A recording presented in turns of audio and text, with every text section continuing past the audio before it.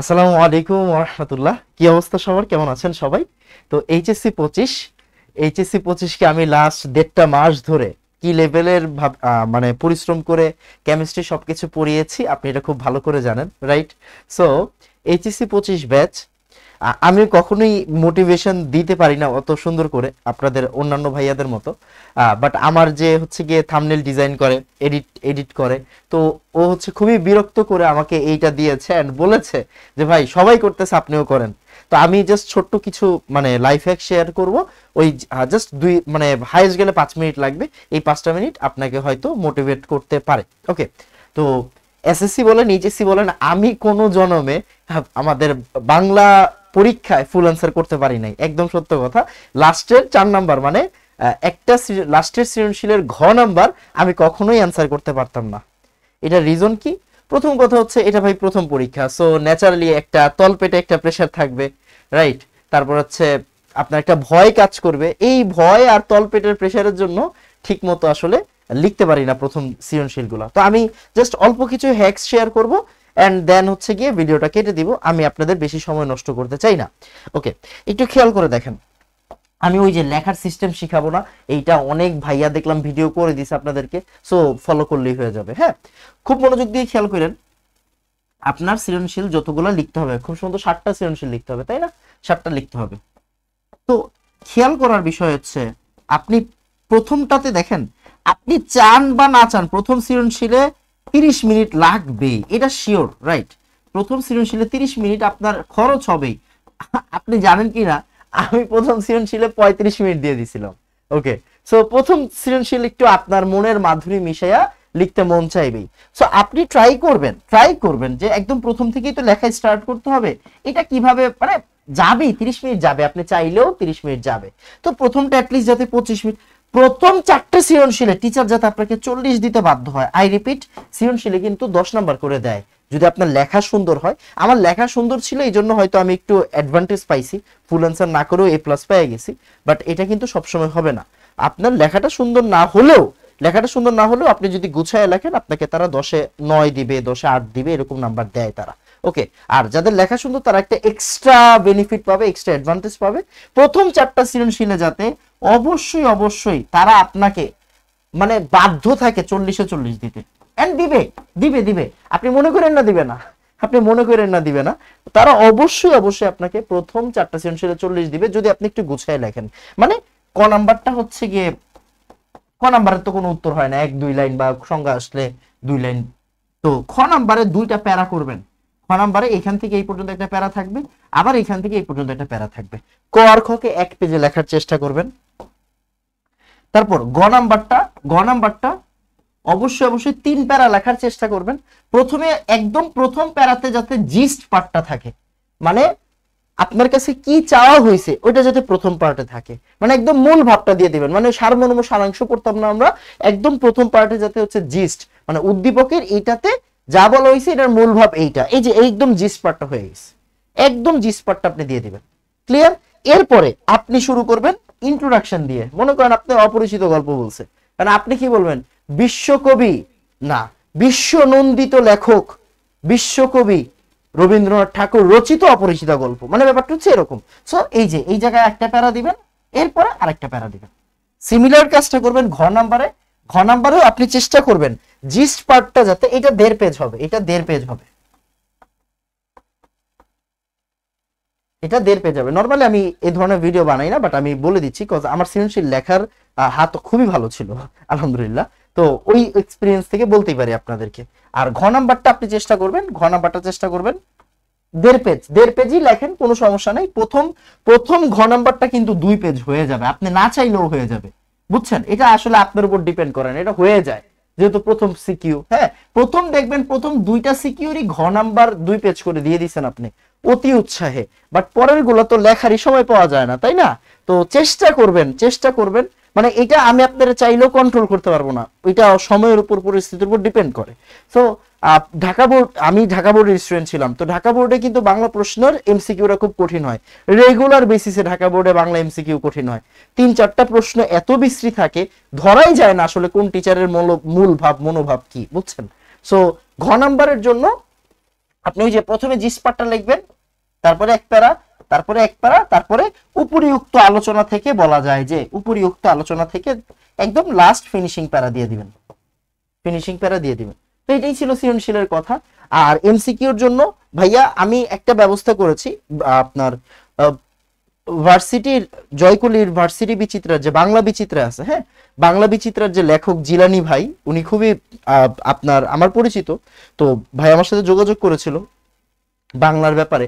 তো আমি আমি যেটা করেছি, ভাইয়ের পড়ানোও খুব ভালো, ভাই বিভিন্ন পেজে ক্লাস নেয় দেখবেন। তো ভাইকে দিয়ে আমি টপ 200 এমসিকিউ বাংলা পরীক্ষার জন্য, বাংলা পরীক্ষার জন্য টপ 200 এমসিকিউর ব্যবস্থা করে দিছি। আজকে আজকে সন্ধ্যা 7:30টায়, আজকে সন্ধ্যা 7:30টায়, হ্যাঁ, আজকে সন্ধ্যা 7:30টায় এই ক্লাসটা হাসানের নাম ইউটিউব চ্যানেলে আপলোড হবে, আজকে সন্ধ্যা 7:30টায়। তো আপনারা এই ক্লাসটা দেখবেন।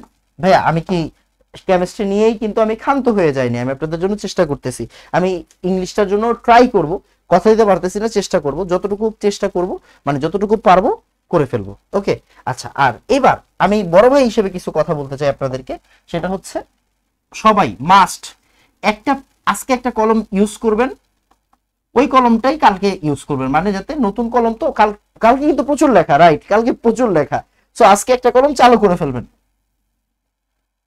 একটা কলম চালু করে ফেলা, কলম চালু করে ফেলা মানে তো বুঝেন, কলম চালু করে ফেলবেন, আজকে একটা কলম চালু করে ফেলবেন, এন্ড ওইটা দিয়ে কালকে লেখাই স্টার্ট করবেন আর কি। হ্যাঁ, অবশ্যই অবশ্যই 2টা কলম নিয়ে যাবেন, নীল কালির একটা কলম নিয়ে যাবেন, নীল কালির একটা কলম নিয়ে যাবেন। আচ্ছা, ভালো কথা, আমাদের টাইমে তো আমরা নীল কালি দিয়ে লিখতে পারতাম, আপনাদের নীল কালি দিয়ে লেখার সিস্টেমে কোনো চেঞ্জ আসছে কিনা আমি জানি না, বর্তমান যুগ তো খুবই খারাপ যুগ। ওকে, তো 1 নং প্রশ্নের উত্তর, আচ্ছা এইটা একটা ভালো জিনিস বলে দেই, সেটা হচ্ছে 1-এর ক নং প্রশ্নের উত্তর আমি সবসময় এইভাবে অ্যাপ্রোচ করতাম, প্রত্যেকটা প্রশ্নে এইভাবে করতাম, 1-এর ক নং প্রশ্নের উত্তর, 1-এর খ নং প্রশ্নের উত্তর। তো আপনি অ্যাটলিস্ট প্রথম 4টা বা 5টা প্রশ্নে এরকম জিনিসটা অ্যাপ্রোচ করবেন। এরপরে অবশ্যই যেমন অনেকে আছে শুধু খ লেখে, শুধু গ লেখে, এরকম করবেন না। মানে মাঝে মাঝে কি হয়, যদি ওই যে এক্সট্রা পেজ দেওয়া হয় তখন কিন্তু পেজ ওলট পালট হয়ে যাওয়ার চান্স থাকে। তো আপনি অবশ্যই যে কাজটা করবেন, মনে করেন আপনার লাস্টে সময় নাই, লাস্টে সময় না, আপনি এরকম করলেন 6-এর গ শেষ, এবার লেখা শুরু করেন, বা আপনি এবার এরকম করেন 5-এর ঘ, এই যে আপনি লেখা শুরু করেন। মানে এইটা এইটা অবশ্যই এই নাম্বারটাই জরুরি বেশি, যে কোন নাম্বার সৃজনশীলের কত নাম্বার। ক্লিয়ার বাবা?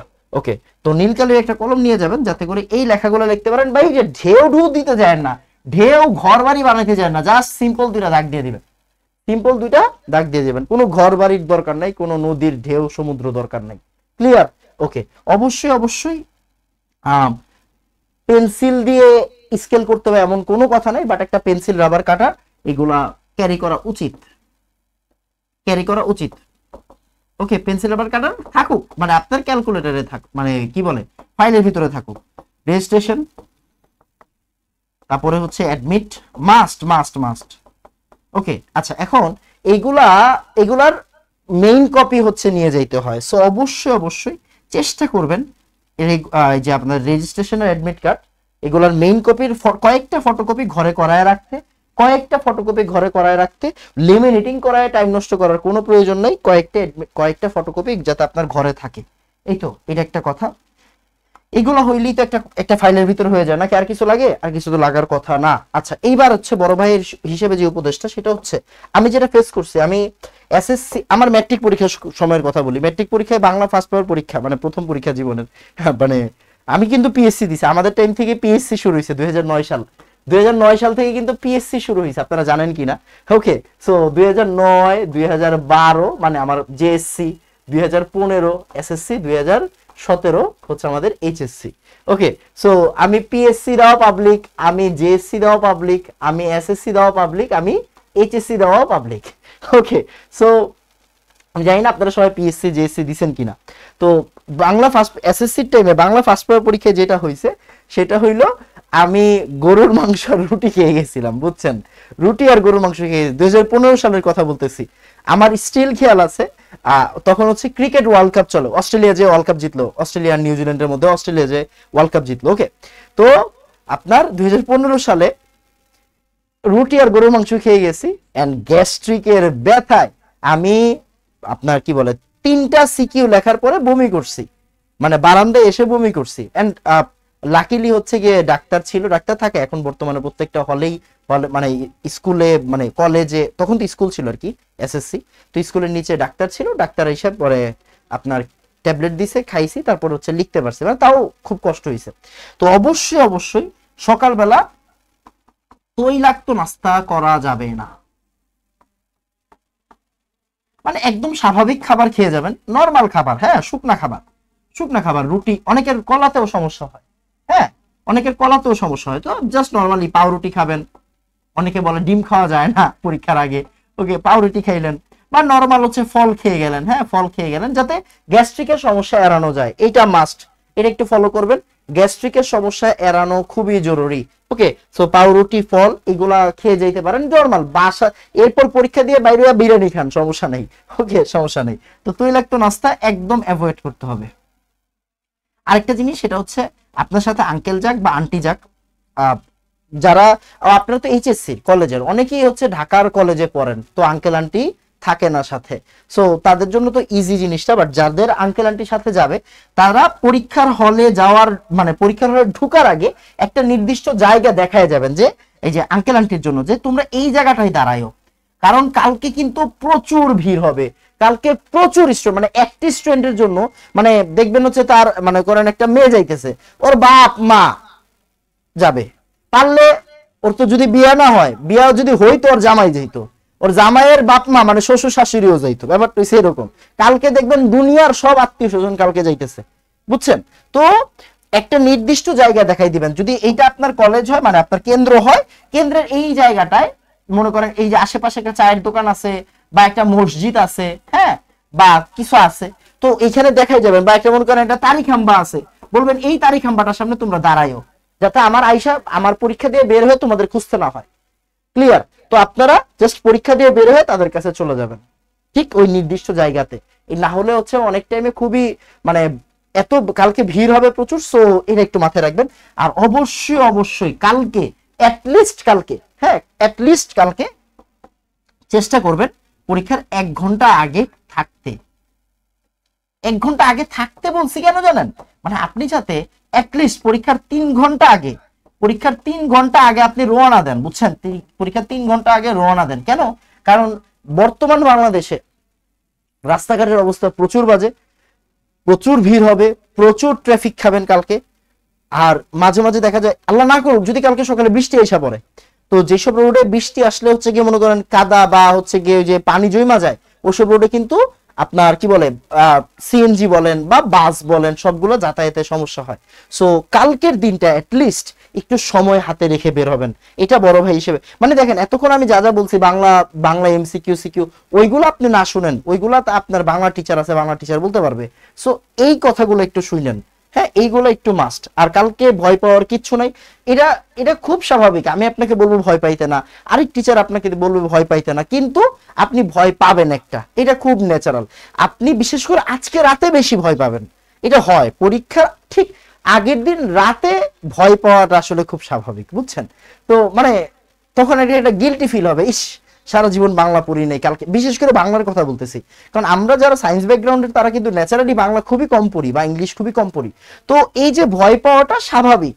তবে আপনি টেনশন করেন না ভাই, আমি শুধু লেখক পরিচিতি সরি পাঠ পরিচিতি পড়ে গিয়ে সিকিউ অ্যান্সার করা মানুষ, ব্যাপারটা বোঝা গেছে। তো আপনি প্রত্যেকটা গল্পের মানে আপনাদের দেখলাম হচ্ছে ছয়টার মতো হচ্ছে গিয়ে কি আছে গদ্য আছে, 6টার মতো পদ্য আছে এরকম, আমি শিওর জানি না, তো ওইগুলা টিচাররা ভালো জানেন, আপনারা ভালো জানেন। তো ওই প্রত্যেকটা গদ্য পদ্যের মূল ভাবটা আপনার জানতে হবে, মূল ভাবটা।